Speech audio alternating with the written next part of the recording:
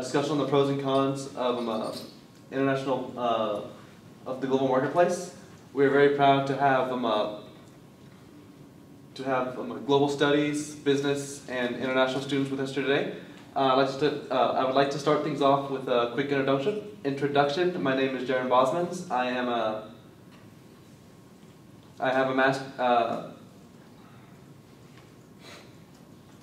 have a bachelor's degree in international business from SEU, and then I received my master's and PhD from the University of Penn in international business.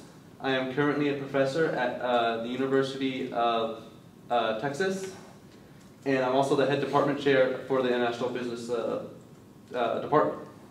I've also worked as a consultant for companies such as GM, ConocoPhillips, and Procter & Gamble. Here we have Ms. Laura Fuller. She is a national news critic for corporate capitalism.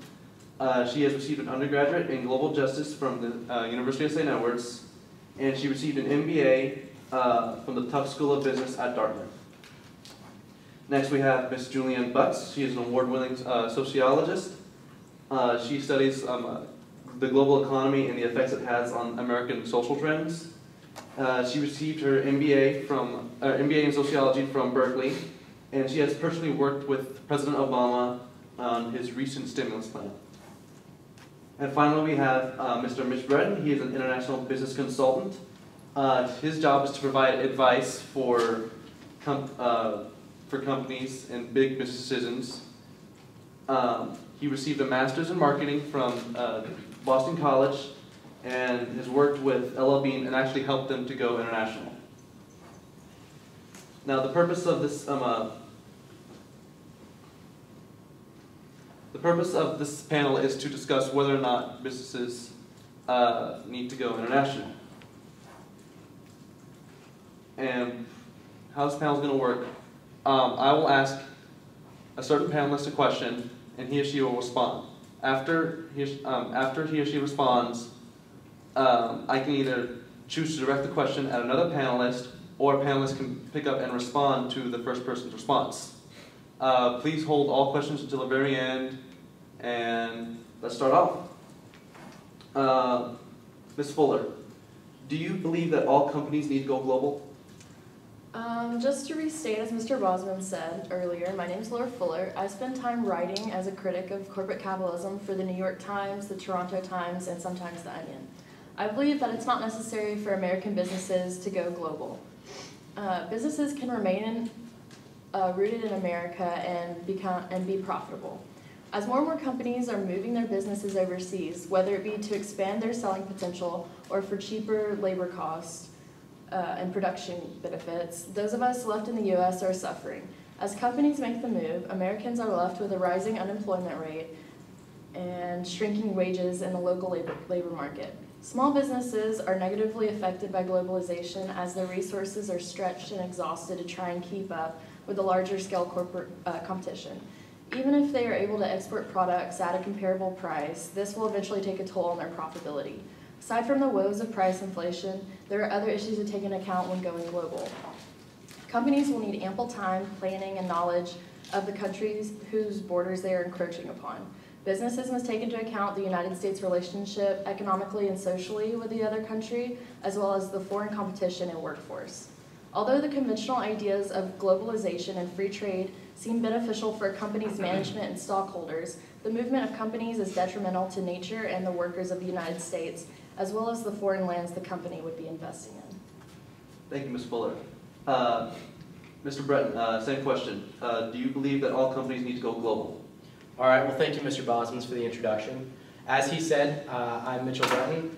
I've exclusively helped out LL Bean in their recent endeavors to go international. I graduated from Boston College. And to address the question, I think for businesses, they must acknowledge the benefits of going abroad.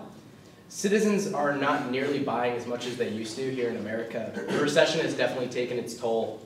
The buying power of America is just depreciating greatly. Limiting dependence on individual markets such as America has becoming a very big issue within small businesses. For a company to go abroad, they need to expand into bigger and more expanding countries such as Brazil and India. Establishing trade among the private sector will actually influence different governments and American governments to interact and open up restrictions on international trade. For them to free up the opportunity to trade amongst the private sector will increase the relationships between international countries. So therefore, I do think that all companies should and indeed have to go international. Thank you, Mr. Bretton. Ms. Butts, same question. Do all companies need to go global? Thank you, Mr. Bosmans. Just to restate your introduction, my name is Juliann Butts. I have received my MBA in sociology from the University of California at Berkeley. Currently, I advise politicians of the social trends happening today in America and around the world. And to answer your question, no, I do not believe that all companies need to go global. It is a common mindset for businesses to believe that going global will boost profitability. But many companies fail to realize that going global is essentially cutting corners by hiring cheap labor when we could make the same profit in our local market here in America. The United States economy has the tools to survive on its own. I mean, we have in the past, and we've thrived. The people of the United States are willing to work and support local and domestic businesses, but the problem is the U.S. Companies have weakened their relationships with their consumers because they have been ignoring the fact that they're there while they're trying to build relationships overseas. This has created a sense of distrust between big businesses and Americans today, particularly those who have been directly affected by job loss due to outsourcing overseas. The population is constantly on edge, thinking to themselves, what if my job's next to go overseas? There's a constant worry about job security. Thank you, Ms. Butts. The next question, we'll start with Mitch. How does going global affect the company and consumer relationship? Well, through what I'd like to call the going global goal, companies will see a significant rise in social awareness. Doing businesses globally allows companies to interact with new cultures and experience new things that they wouldn't be able to do if they isolated themselves in America. The company who elects to be a player in the world market experiences a more mature relationship between its consumers, employees, and everyone doing business with the company. During my time spent with LL Bean, I helped them expand into the Japanese market. They learned very quickly that some of the products that were successful in the United States didn't carry over to the market in Japan. They quickly adapted and learned what they could and could not bring over to Japan. This new culture that they were experiencing had a profound effect on the way they do business here in America. These experiences that they have are priceless in comparison to how we could do business in the future. This is just one example of how a company can bring new insights into the international market. Thank you, Mr. Brennan. Laura, same question. How does going global affect company-consumer relationship? All right, thank you. To reinforce what Mr. Breton said, going global would definitely be a learning experience for any company, but it would be a very expensive and detrimental learning experience at that.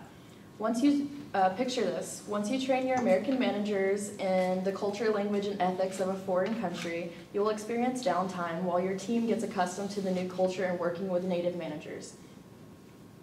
Hopefully, by this time, your company has already pulled together to redesign your marketing and advertising strategies to appeal to the new foreign market. Learning how to adjust, taking time to do so will potentially strain your company-customer relationship in the new marketplace. On the other hand, while implementing all this, you'll still need to keep a constructive relationship with your current markets. With time, energy, and money being funneled into a joint venture or an even more consuming direct investment in a foreign place, companies often lose sight of the markets they've already established ties with, and this strains the company-customer relationship with the original customers who have been there to support you the whole time.